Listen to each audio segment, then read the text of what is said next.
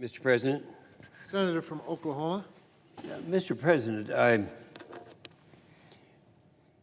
6 days ago on the 10th, I came down to the floor and after having discovered something that happened, I think really was not intentional the way it happened, but I would like to share that with you and share the frustration that I had.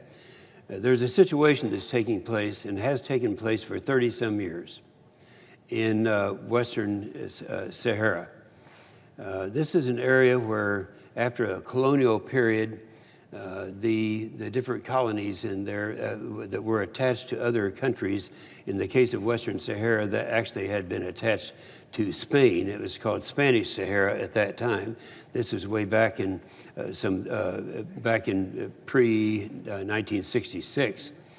And what our president, one of the many good things that President Trump has done, he has put together this program called the Abraham Accords, and that is bringing the Arab population and the Jewish populations in the Middle East together. This is something that presidents have tried to do for a long period of time, both Democrat and Republican, not successful. And this is becoming successful because the thing that was announced just 6 days ago was that Morocco was going to establish a relationship with Israel. I don't know what kind of detail went into that, but inadvertently, I think, they agreed to something that Morocco's been trying to do for a long period of time, and that is have the United States recognize that they have rights to the land that is known as Western Sahara.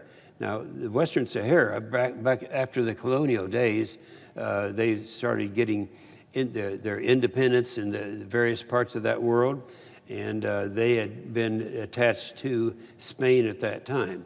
Well, so anyway, what the president did, and I think this was inadvertently done, was to give Morocco claims to the land that was rightly belonged to the Western Saharans.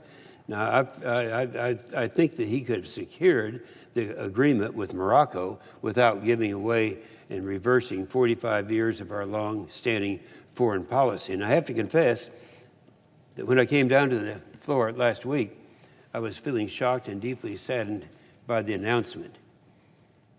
The news about the United States recognizing Morocco's claim over Western Sahara took me by surprise because I've been involved in that issue for a long period of time.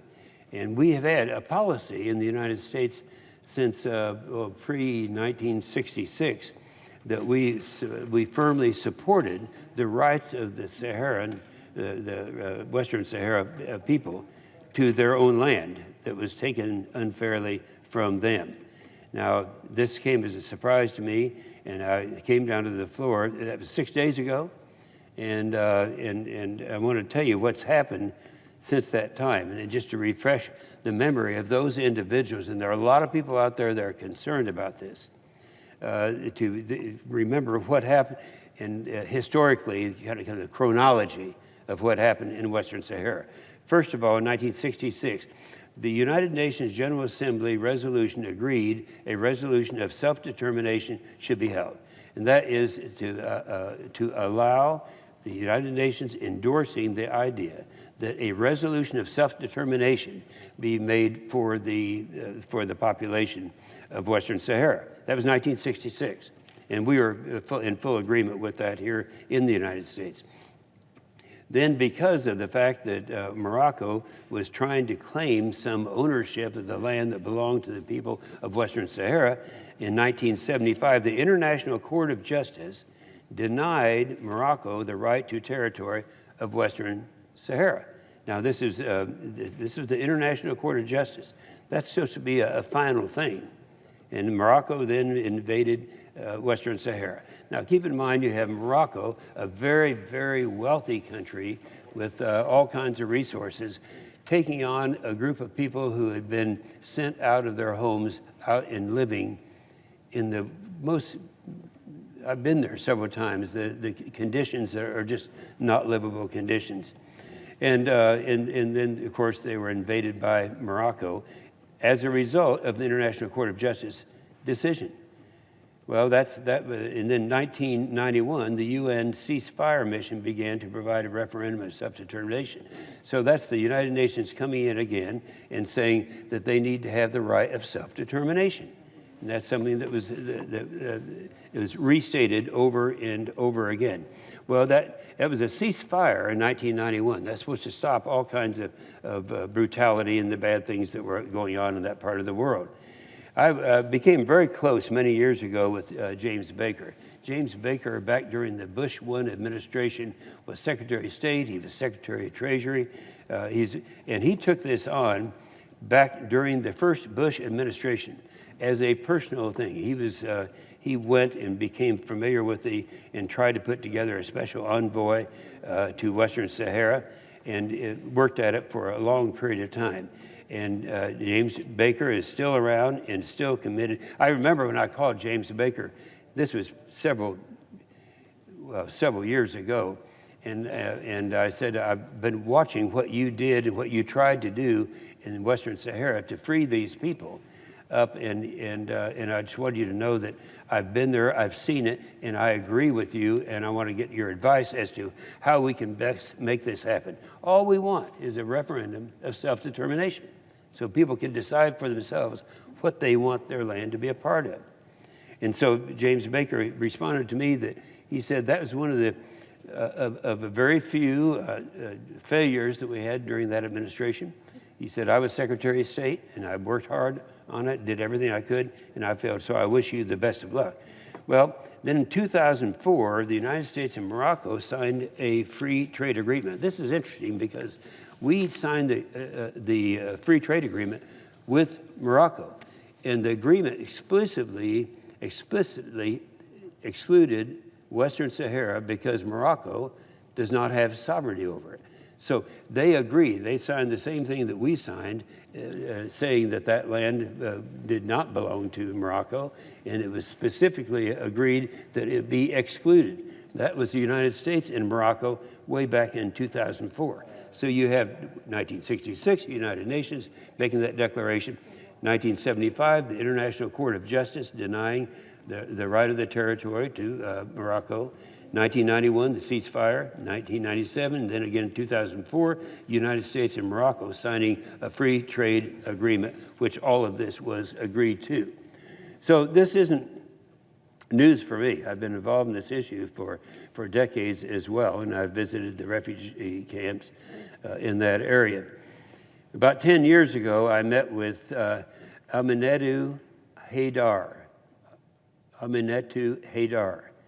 It was someone who'd become well recognized as some of the abuses that have been taking place for a long time. And she was here in Washington and came to my office. She's from that area, and she was here to accept an award from the Robert F. Kennedy Center for Human Rights for her work on behalf of her people in Western Sahara.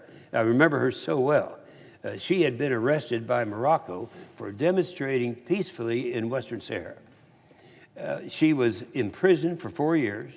She was blindfolded the entire time for 4 years, and she was tortured and treated terribly, and she lost her eyesight as a result of that. And all of that was for peacefully protesting on behalf of her homeland. But it didn't stop her work. She kept fighting for her people, even facing arrest again. Additionally, 15 years ago, I did something that was kind of unusual here in Washington. People don't realize this, that members of the House and the Senate don't always testify before the other body.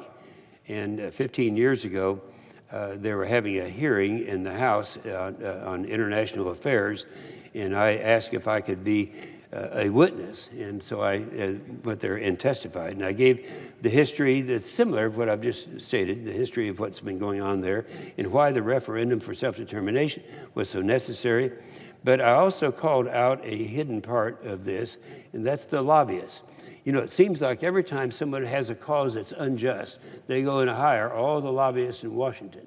We're having that right now with an organization in another subject area. But at that time, that was 2005, and at that time, The following lobbyists had been hired by Morocco: the Livingston Group, 2 Cardenas, Edelman Public Relations, Miller Chevalier, Gabriel and Company, Robert Hawley, and in the Whitten case. So those are 7 lobbyists that were hired by Morocco.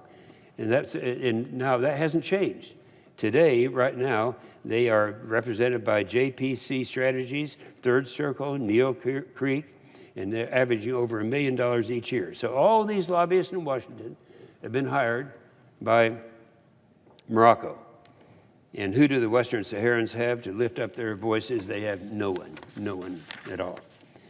So given my personal history, you can forgive me for being shocked and deeply saddened at having their future so harshly stolen from them after they've spent 3 generations waiting for the promise of a referendum for self-determination. And I have to say this, I'm quite sure that our president was not even aware of that. He's doing the right thing in terms of the accords that we're doing in that part of the world, bringing the Arabs and the Jews together. It's a good thing. But this is an issue that should never have come up or been a part of it, and I'm quite sure that he was not aware of this. So now, seeing the reactions around the world, it's clear that there's a kind of a silver lining. I look at this as an opportunity. It's an issue that people are worn out on. We've tried and tried and tried everything we could think of. And just from my coming to the floor 6 days ago, all these things have happened since that time. People have a new hope. And remember, the conflict in Western Sahara is what we used to call a frozen, forgotten conflict. That has a finality to it, something about a frozen conflict. Nothing more is going to happen. They called it a frozen conflict and made it easy for the rest of the world to let the status quo continue, leaving this Western Saharan people in limbo, waiting for a referendum that had been promised way back in 1966. The forgotten conflict allowed Morocco to continue encroaching and getting away with human rights abuses like the one I just described, torturing that young lady for 4 years, causing her to go blind. So that was the unintended consequences of this arrangement that was made with Morocco. So it's never been so clear to the international. I've never seen the international community so united. Everybody's on our side on this thing, the side that we have had and will return to for some 30 years. The African Union, they said, this is just since the last 6 days, the position of the African Union remains unchanged in conformity with relevant AU, that's African Union, and the United Nations resolutions. The United Nations said Thursday its position was unchanged on the disputed Western Sahara region after the United States recognized Morocco's sovereignty there. That's the United Nations coming back again. In a news article, the European Union indicated last Thursday that, quote, the status of Western Sahara has not been determined and must be negotiated in a process led by the United Nations after the President of the United States, Donald Trump, has recognized the Moroccan sovereignty. So they are in full, the European Union's in full agreement with what we are about to try to do again. United Kingdom, they said, quote, our position of the status of the Western Sahara remains unchanged. Didn't change them a bit, what we did here in the United States.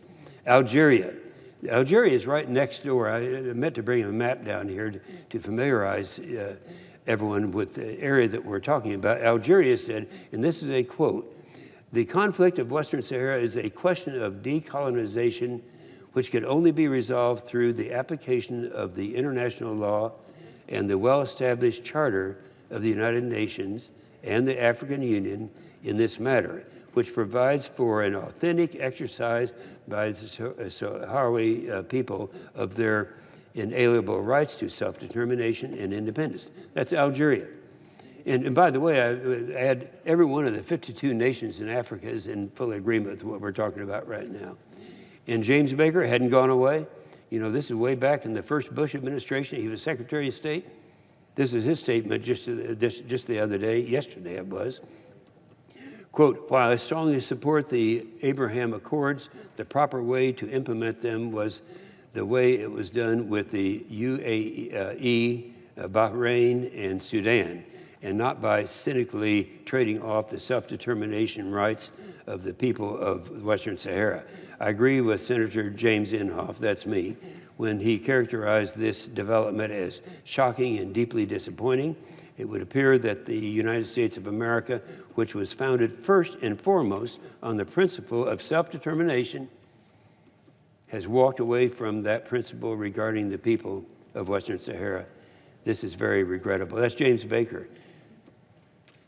Even more, this is other opinions. These are opinion pieces that just came out, I just read this morning. David Keene, we all remember David Keene. He was with the Washington Times. He was with the American Conservative Union, with the NRA.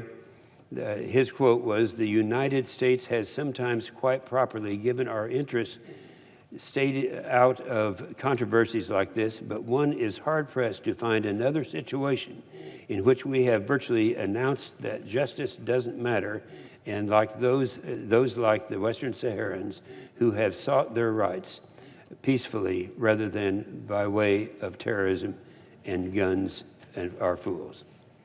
John Bolton in Foreign Policy, this is a quote, "The Polisario is at a crucial juncture. It would be fully justified if it chose to return to the battlefield, but much depends on the positions of Algeria, Mauritania, and others, and what resources are available." Now, that gets back to the question of resources. We have unlimited resources by the very wealthy nation, one of the wealthiest nations in the world, Morocco. Stephen Zunis, I got to know him a long time ago. He's with the university, he's a scholar with the University of San Francisco, and he's been interested, he specializes in this area. This is his quote just in the last 2 days. "Morocco's claim on Western Sahara is rejected by the United Nations, the World Court, the African Union, and a broad consensus of international legal scholars that consider the region a non-self-governing territory that must be allowed to act the act of self-determination. This is why no country has formally recognized Morocco's takeover until now." The Human Rights Watch, this is still Stephen Zunis, he said, "Human Rights Watch, Amnesty International, and other reputable human rights groups have documented widespread suppression of peaceful pro-independence activists by Moroccan occupation forces, including torture, beatings, detention without trial, and extrajudicial killings. Since the still quoting the scholar Stephen Zunis, since the Polisario, of course, that's those fighting for their freedom and for the reclamation. Since the Polisario claimed the establishment of the Sahrawi Arab Democratic Republic in 1976, 84 countries have recognized Western Sahara as an independent state. Everybody agrees with this. One of the few things in foreign policy where there's no opposition. They all agree with that self-determination for the Western Saharan people. I'm still saddened by the betrayal towards the people of Western Sahara for unilaterally recognizing Morocco's claim, yet I'm seeing the unexpected results from the proclamation. If highlighting the injustice of these people pushes the rest of the world to finally get them the referendum they deserve, it may be worth it. And that's what I'm seeing right now. And I remember so well, it's now been some 3 or 4 generations of Western Saharans. And the little kids that you see in the camps, in the refugee camps, living under conditions that we can't even imagine in this country, but happy little kids. And they carry around a sign, and I don't have the pronunciation in their language, but it says, "We will fight till we get back our homes." These are little kids. They all know, the 4th generation of those who have been abandoned. So I remember, and I called and I found out, what was the year, was it 07? Yeah, in 2007. Mark Powers and I, he's been with me in a lot of things in Africa that we've been interested in. He and I met with all of the elected leaders of the Western Saharans in a room that's out in the desert. And we actually heard all their stories, and they're all Muslims out there, and we all prayed together. We prayed to the Lord for mercy in this case. And I think that maybe it's closer than we thought it was. So that's what's happening right now. It's something that we have got to go back to our original position that we have held since 1966 in supporting people the right of a referendum of self-determination. And with that, I yield the floor.